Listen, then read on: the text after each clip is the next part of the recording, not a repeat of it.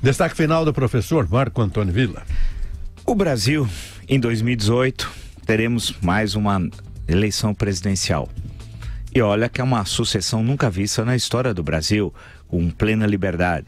1989, 1994, 1998, 2002, 2006, 2010, 2014 e agora, a 7 de outubro de 2018, teremos o primeiro turno. Porém, o elenco de candidatos até agora apresentados, ou de pré-candidatos, para ser mais preciso, é muito pobre. O Brasil merece coisa melhor, muito melhor, né? Nós vivemos um momento muito complexo do Brasil e do mundo. A partir da queda do Muro de Berlim, a partir de novembro de 1989, quebrou os paradigmas que eram produtos da longa Guerra Fria, depois do final da Segunda Guerra Mundial, as mudanças no campo da economia, né?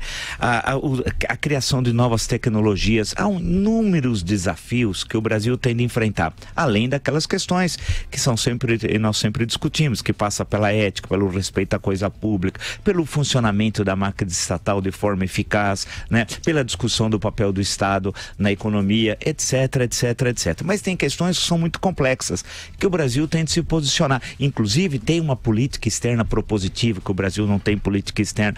Em suma, são muitas questões fundamentais que o Brasil tem de definir no processo eleitoral do ano que vem, de outubro de 2018, para desenhar o que nós poderemos ser nos próximos anos e na próxima década, que já estamos entrando na terceira década do século XXI tal. Nessa conjuntura, o que chama atenção, volto a dizer, é a pobreza dos pré-candidatos. O Brasil merece coisa muito melhor. O Brasil não é para qualquer um querer ser candidato.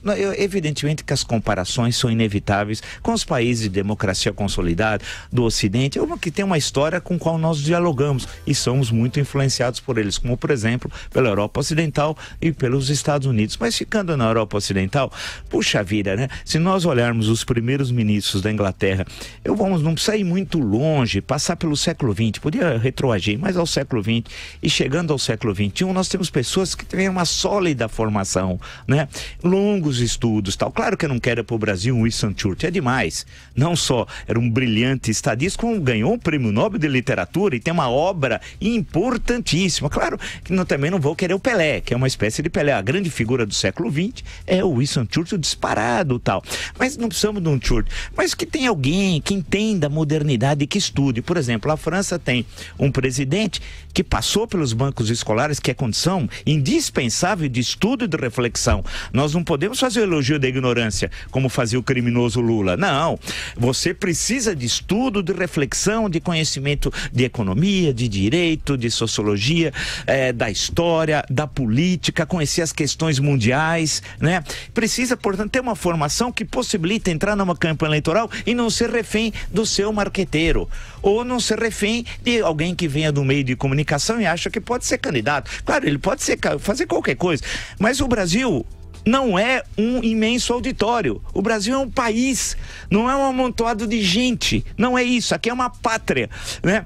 Então nós precisamos ter, infelizmente não temos até agora, e eu acho que esse elenco de candidatos pode se alterar no momento que se aproximar o efetivo início da campanha eleitoral. Até o momento é absolutamente decepcionante. Todos querem ser candidatos, brigam entre si, mas não há propostas de Brasil, projetos, ideias. É de uma pobreza assim absurda no campo das ideias. Vamos aguardar então que na hora que se desenhar melhor o cenário eleitoral, tenhamos presidenciáveis à altura do Brasil.